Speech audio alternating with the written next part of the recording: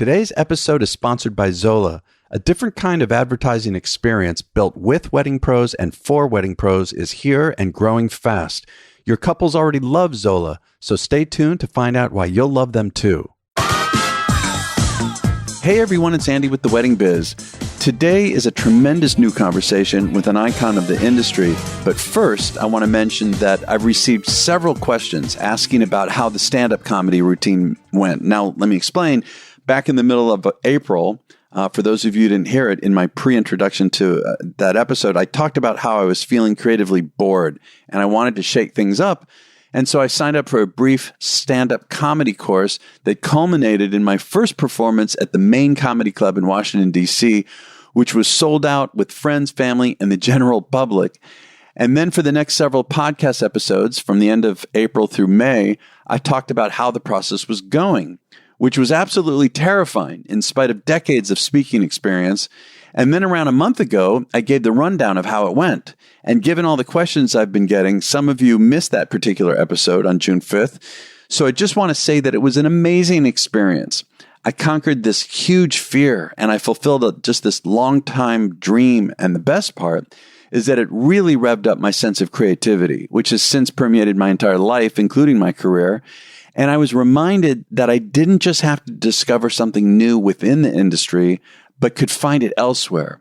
And everything is related to everything. So I really recommend finding something completely new to explore.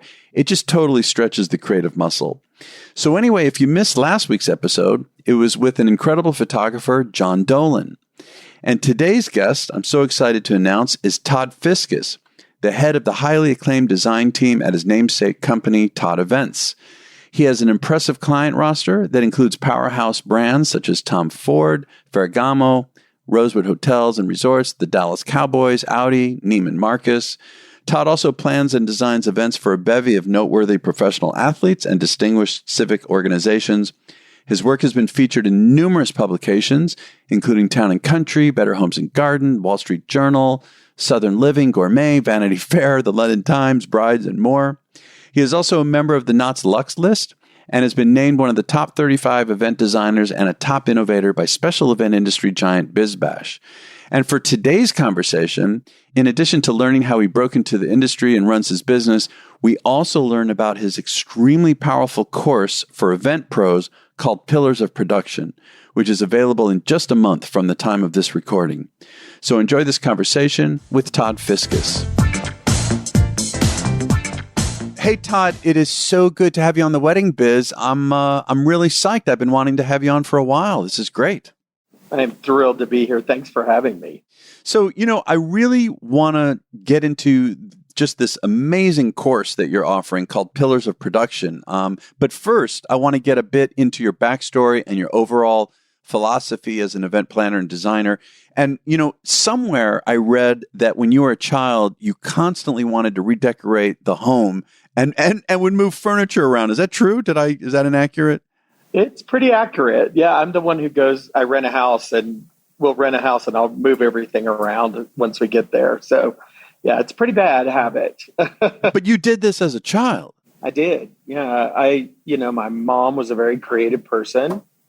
And I just got into it really early. I enjoyed setting up, I would call them vignettes, and I would change things and move things around and rehang art in my house. And I drove my mother nuts, but it was fun. It was a way for me to be expressive and creative as a young person. So it's kind of where it all started. Yeah, it's so fascinating to me because I've heard this kind of a story several times when I speak to people in the business, how the passion hit them at such a young age and then later manifested into what we do today. But I also read somewhere that later, as you got older, you wanted to be a professional chef and that you actually left in the middle of your senior year of college studying business and hotel management to attend culinary school. That's some guts. That takes some guts. It was a moment. I'm not going to say it's my proudest one, but yeah, I did that and I moved to Dallas, excuse me, to go to work for the Adolphus Hotel, actually. And I lasted about 6 weeks in the kitchen. It wasn't my thing.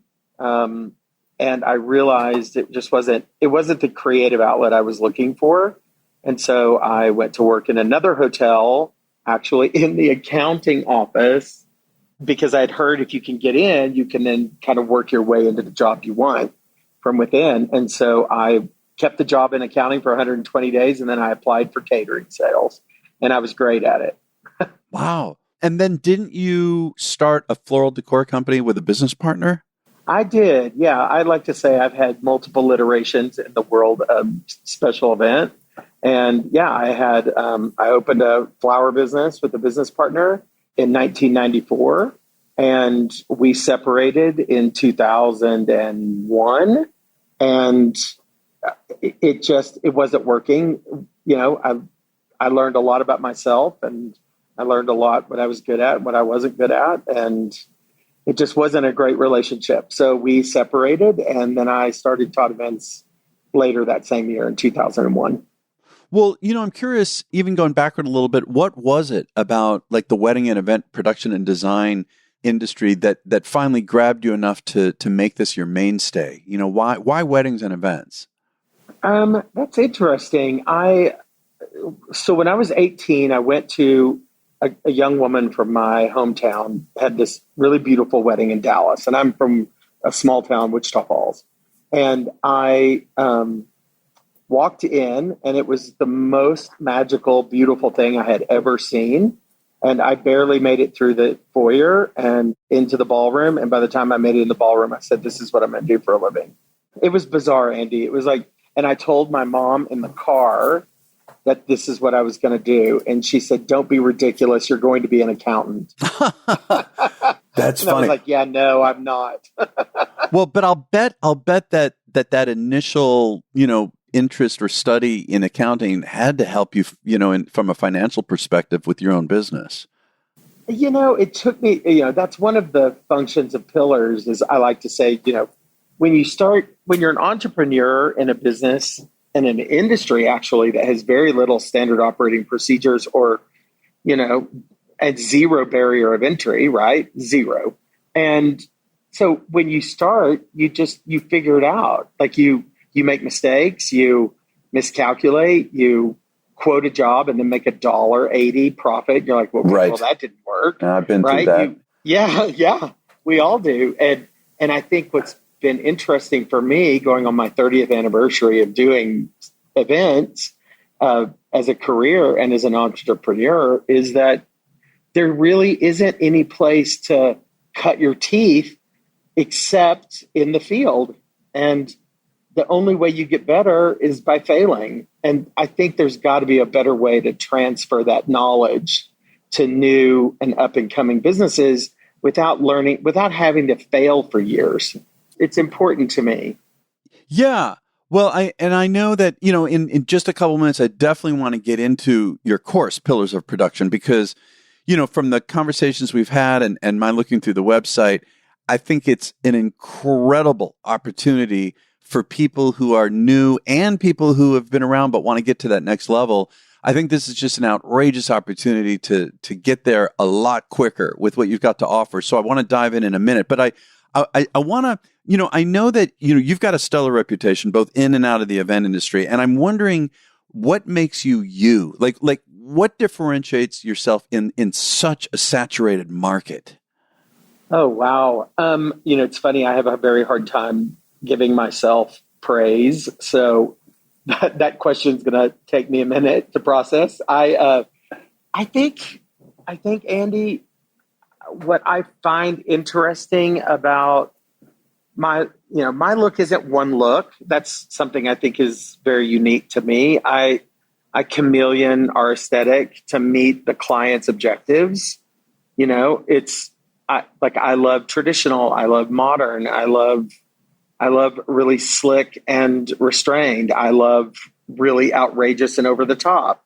So my personality really is as honestly as a people pleaser, which is not always the best thing to be. But in this industry, I find it to be my most valuable tool. And I've always said from the beginning that my job, it shouldn't necessarily look like a Todd party. It should capture the spirit of our host. And I've always been able to manipulate the aesthetic or the run of show or the emotional integrity because I try to get to know the client or the bride or the host in a very intimate way that it just feels like them. Like I want the celebration to feel like them. I think maybe that's different because I don't really put my own imprint. I might put my own imprint in I like a lot of flowers, right? But I don't put my stamp where it feels like it's my party. That's probably really what it is for me, is that it feel very special and unique to their independent and personal taste. Yeah. Well, let's do this. Let's jump into the course. Again, it's called Pillars of Production, and as of the date of today's release, it's just a month away. It's August 20th to the 23rd in Austin, Texas. So, first of all, who is this course for, and what are some of the main goals of it? Yeah, so it's really designed for producers, floral design firms, rental companies, or rental houses that do furniture, fixture, and equipment, and wedding planners. And what I found the most interesting, I've been working on this for 4 years, and it was my during COVID project, where I just dove in and thought, if I thought I'm going to be bankrupt when we come out of COVID, and I'm not going to be doing parties anymore. Right. You're not the only one. Yeah. Right. Yeah. I'll be out of business. I hate that all of this information and knowledge and starting businesses and I've closed businesses, tried things, that all of this knowledge and hard knocked learning just would disappear. And so that's really when I decided, I was like, there's got to be a better way for somebody young who wants to enter this market and really is passionate, not to have to sit there and fail for years waiting for the knowledge. That's why I decided to do this. And what I've done is I've kind of broken it down into 7 pillars of production, and it runs from HR to international fire law understanding, risk management. I've worked with a very dear friend of mine, Andrew, and who actually designed all the risk management programming for Coachella and Live Nation. And he's helped me really craft a very, very point of the spear for risk for wedding planners, because it's just something we don't really think of. We're in a happy business, but there's risk involved. And I always say, you don't know what you don't know. And if you don't know that there's a law called duty of care, and regardless of your contract stating your responsibilities, it's implied that you're in charge. and if there's a fire or a tornado or an inclement weather situation, you have a duty of care responsibility to get your guests and the client safe to a safe place. And you may not understand that going into it when you're hang your shingle up, that you've got these responsibilities. So it's been really, really interesting to work on those things, like understanding international fire law, for example.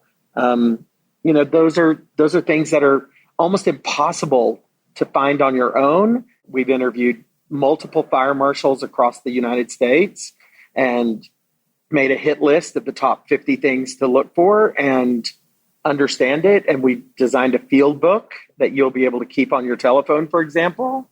And you can easily refer to your field guide and be an in-field operator and be able to follow the law. This is the book that's over 500 pages, right? I mean, it's really super thorough. It is. It's intense. And it covers everything from, like I said, from HR to financial management. We're going to show people how to do what we call a beta test on your square footage analysis to make sure you're pricing your inventory correctly. Because a lot of people don't, I think they arbitrarily buy something and then go, well, that's worth $100. And I'm like, yeah, that may not be right. It may need to be $56 and it may actually need to be $156. So based on your square footage analysis and its storage capacity. So we're teaching storage capacity. We're teaching Enfield Production housing. And my favorite of all of them are the languages of production, which, it took me 10 years to be really good at doing tents and understanding the language between an A7 and a Tidewater and a Sperry and the differences and the loads and the weights. It took me forever. And we've developed this really great language book on all styles of tenting and equipment. So you know what you're getting. You know how to do a site inspection. You actually know how to ask for a quote. Yeah, I'm also thinking, Todd, that, when you're speaking to, like tenting people, for example, and all the different verticals that are in the industry that you've got to deal with as an overall producer and designer, that a lot of people, I know this from experience and from interviews, don't have that kind of information that you're talking about, and they really have to depend on the creative partners that they're bringing in, but to actually have that in-depth understanding so that you can communicate more efficiently, more effectively, like I imagine your ideas, and to better understand what they're talking about. That's what I'm hearing here, is that's what you're facilitating. It is. I always say you don't need to have enough information to be a tent company owner, but you should absolutely be able to communicate the needs, the production requirements, the weight loads, the safety, and you should be able to explain it and understand it, and honestly represent the vendor to your client. So if you're the client interface and they just send you a quote and it's $180,000 and you just don't know what any of it means, that doesn't bode well for you. You should know and understand what it is. You're the representative. You should be able to question pricing. You should be able to present pricing. You should be able to defend the vendor's ability to make a profit, but fair and equitably. And if you don't know the languages, you don't even know what to ask for. You can't walk in and go, "Can I get one of those things in the ceiling that looks like a steel post?" And they go, "What, you want a truss?" You need to know enough, right? You need to know enough to communicate effectively and to appear knowledgeable. And that's what I want to pass along. Well, and this is why I think that even people who already have some years in the business can improve and take themselves to another level by getting into in-depth like that. I mean, I'm thinking for myself. So I have a music business, bands and entertainment and all of that for events. And one example, this is where I can relate, is the technical side of it, the sound and the lighting. I remember when I first got in, I don't think that I was getting the best that I could get out of the sound and lighting people I would hire, because I wasn't, same thing, I wasn't able to really fully understand enough to express better what I like in order to, bring it to the next level. And then when I speak to clients or their tech representatives, I was constantly having to send them over to the sound people. Again, I'm using this as one example.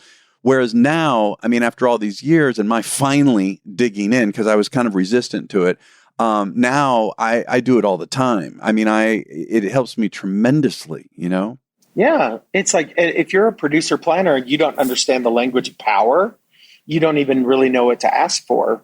If you've spent a lot of money on an incredible band and you don't provide them with the right tools, it's not going to be right.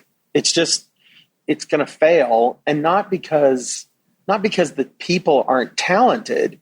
It's just that maybe you didn't provide enough power. Maybe you put them too weak, and then the speakers have a fuzz in them that you can't get to go away because you've got insufficient power because you're on a generator, right? So you didn't distro box correctly. You didn't run the right cable. Like all of those languages of power, for example, then feed into a great stage component setup, how to analyze square footage for a stage based on a band size.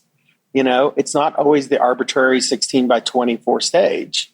And if you want to create a great show, sometimes you raise the horn deck and you put the drum kit on a riser, and you build it so that it's part of the show. And it makes the band even more excited because they feel like, they're getting a performance platform. They're not just stuck on some riser. You participating in the language of music and the language of power and the language of sound equipment so that you when you're sitting with the client, you can explain the invoice. I'm sorry, you spent 80 grand on a killer band. I want surround sound. We want to put speakers in all four corners. We're going to do somewhat of an array system and blah, blah, blah. You want to explain it in a way that validates the expense. And if you don't know what it is and you just say, well, this is what the sound people told me we need, that's not enough. You got to know what you're buying, and you also got to know what you get delivered. With Zola, as wedding pros, we have nothing to lose and everything to gain. List your business for free and get pre-vetted leads from the site with one of the fastest growing communities of engaged couples. Zola does things differently and believes in empowering you to get more control of your business. With no required subscription, transparent pricing, and a pay-to-connect model, Zola lets you choose when and how you pay for leads. Get the flexibility you need to succeed and focus on what really matters, growing your business and serving your couples. Join Zola today and experience the difference for yourself. To create your free listing and get your first few connections for free as well, go to zola.com/Andy. That's ZOLA.com/Andy. What about other aspects? I mean, in terms of how you quote and explaining cost to client, getting into all that. I mean, do you get into all the financial aspects of quotes and how to deal with that as well? Absolutely. That's our seventh pillar, is financial management. And we go through, proper understanding of job costs. We actually have a template for job costing that is downloadable by the attendees, that they'll be able to literally follow a job costing platform, even if it's just, understanding their P&L.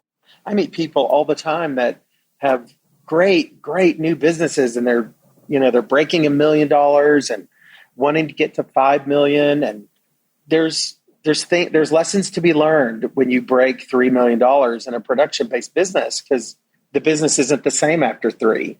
You need some additional scaffolding to get to 5, to get to 9, and we're a $20 million production company. So if you want to grow, you've got to understand when you have to add the scaffolds, and when you have to add a CFO, and when to hire a number 2. How do you hire a number 2? Ooh, that's good. Yeah.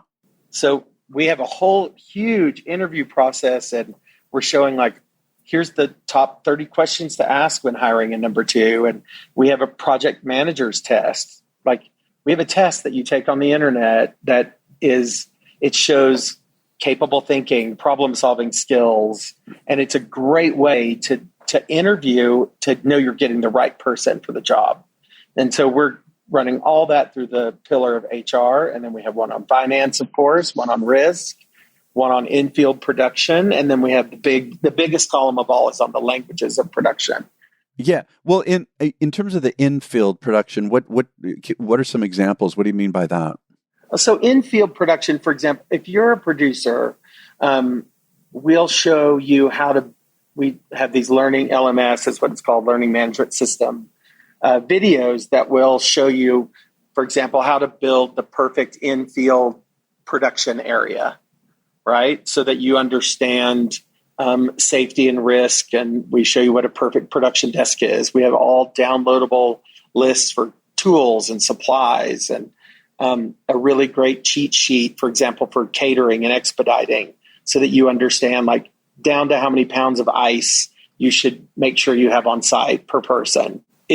They're very detailed input that kind of helps you understand the challenges of doing, a 30,000 square foot tent in the middle of a field, right? And you may not have that yet. As a producer, you may not have the experience yet to do that. But what if you get the inquiry for it? We always call them what if you get the dream job? And you get the dream job, and then you go, oh God, I don't even know how to price this thing, right? I mean, I remember my first dream job, I was 2 years in, and they paid me $30,000 for decor for a wedding in Jackson, Mississippi. I think I made $1.50. Right. Because I just didn't know what I was doing. And I was guessing, and, I didn't understand square footage analysis, and I I just didn't know what I was doing. I think it's, for me, and this is going to make me sound like I'm aged, but I'm not. I'm only 56. But, I've got a nice 7 to 10 year run left in my industry. And what I've always found fascinating is that when the great designers and the great planners before me exit the industry, all their knowledge leaves with them. And I find that kind of sad, So that to me was really the catalyst for being able to say, no, guys, there is a way for other entrepreneurs to not have to cut their teeth on failure. There are better ways to learn. Not that I'm not saying failing is a bad learning process, because it's really the only way you do learn sometimes. But there's got to be a way to share content and information that makes our industry even more respected and even more validated with some standard operating procedures and best practices. Beyond some of what you've already spoken about, what are some of the other main best practices that you feel planners, designers need to be aware of? Well, for example, I think international fire law and state fire codes are they're violated every single day. I watch Instagram and I want to message. I want to message the person and be like, I don't know if you know this, but international fire law does not allow candles to be set on the floor ever any longer as of January of 23. So, there's laws. And again, you don't know what you don't know, right? If you understand the law and you understand and respect what those issues are, you can do a better job. You can be a better designer. You can be a safer designer. So I think that's one of the funny things of, rigging, for example, is another one. When we're doing a whole language of rigging and safety. I'll see pictures of people hang something and they've daisy chained zip ties together. Yeah. And you're like, oh my God, please don't do that. You're going to kill somebody. Wow. And again, they don't know what they don't know. And they come up with a cool idea and they're going to figure out how to put it in the ceiling. And that's probably not the safest way to do that. So, there's just there's better ways to get knowledge and understanding. And that's what this is. There's one thing that in my business that I have to deal with that gets frustrating, and I feel like I'm not doing as good a job as I can, is when we bring on new people.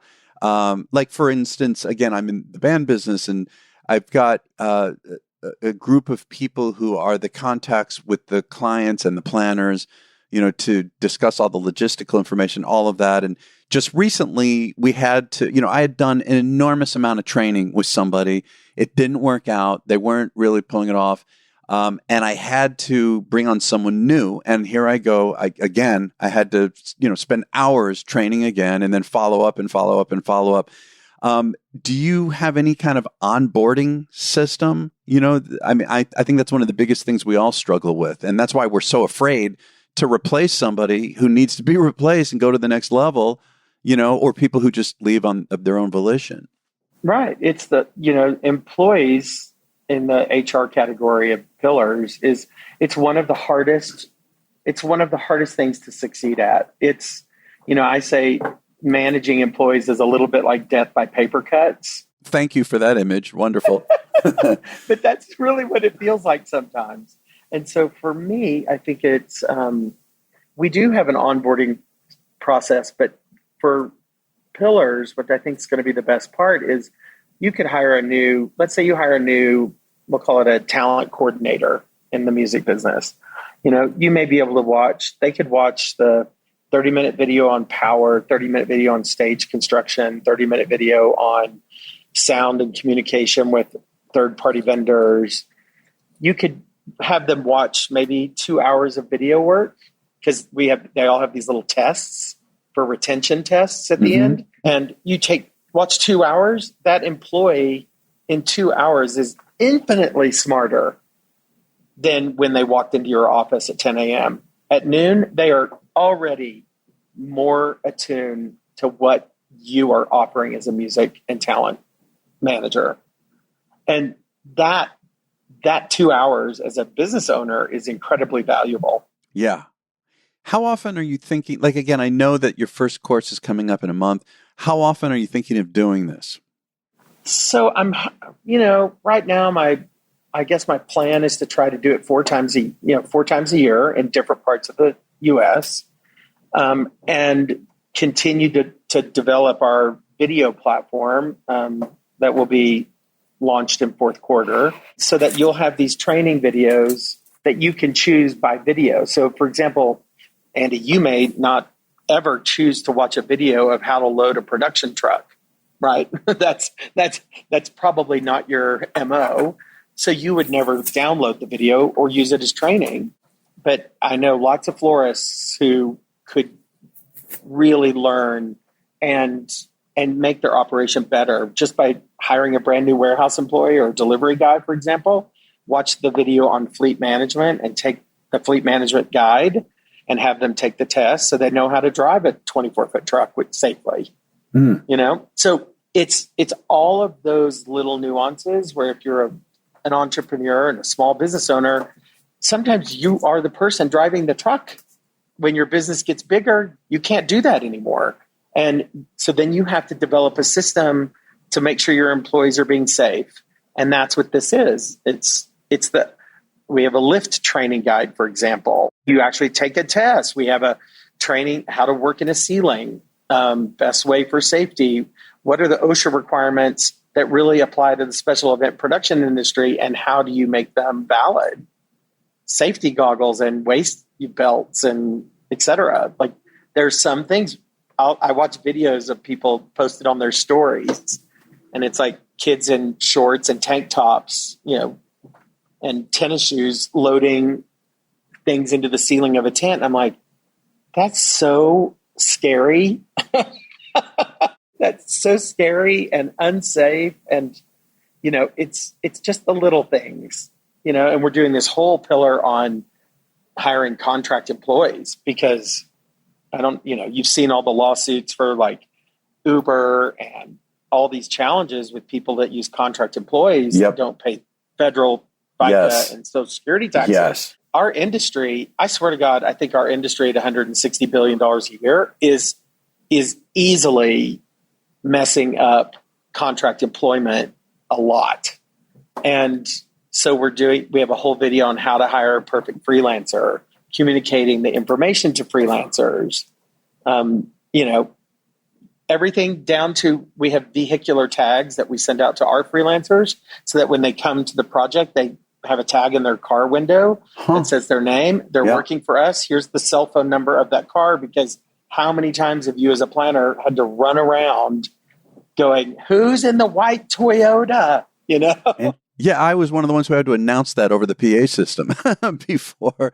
It's really minutia in a lot of ways. And it's learned, it's problem solving skills that we learn the hard way, right? Just like you having to announce who's driving the silver Corolla, right? So now we don't do that. We don't have to do that as much. We found a solution to that problem. Wow.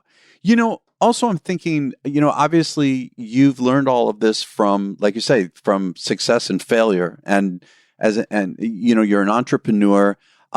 Before we go, I want to also ask kind of a more deeply personal question related to that.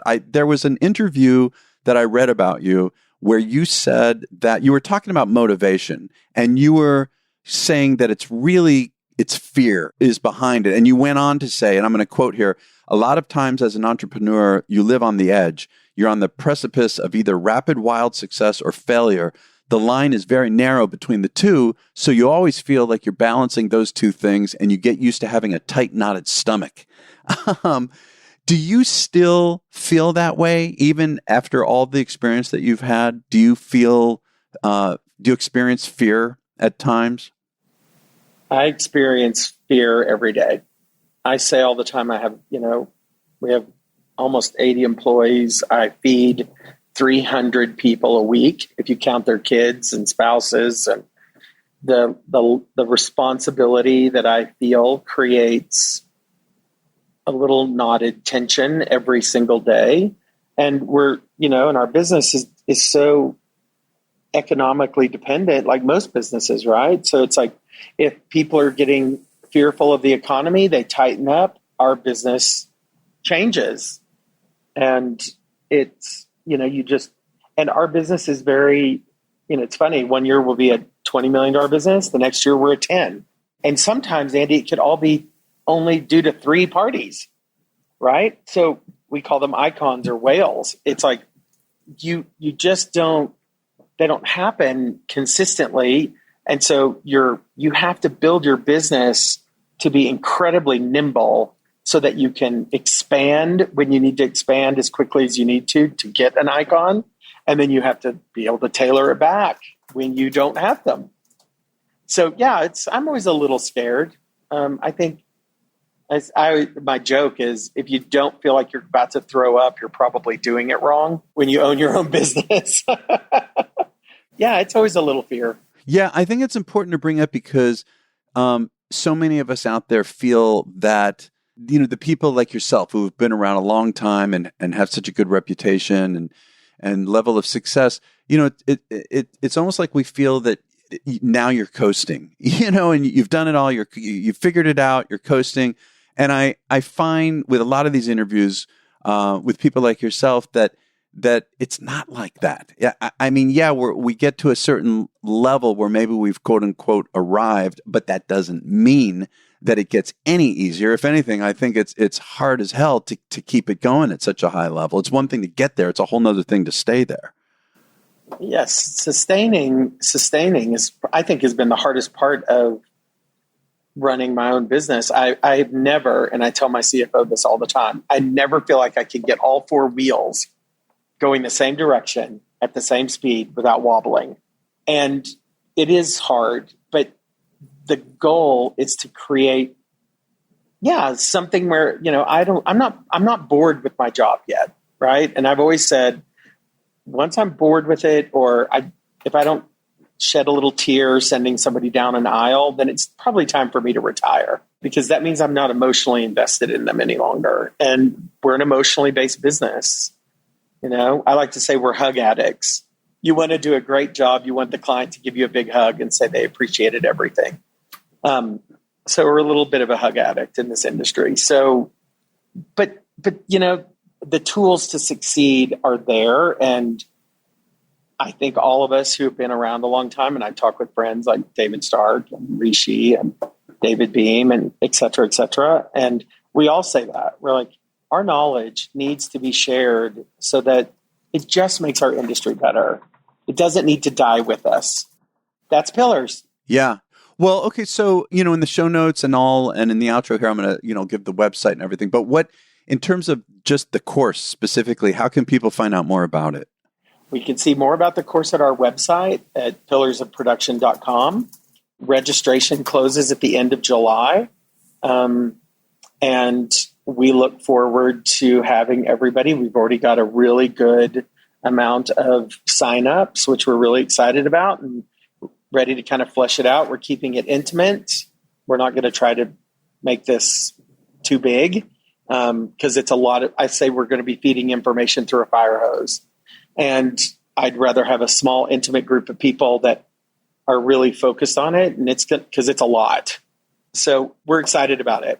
Well, and again, I want to point out to people listening that, in terms of the very end of July, early August, I mean, we're talking about for the course in August 20th of 2023. And obviously there's going to be more. So, well, Todd, this has been really great, really interesting to talk about all this. I appreciate you taking the time, and I wish you all the best with it.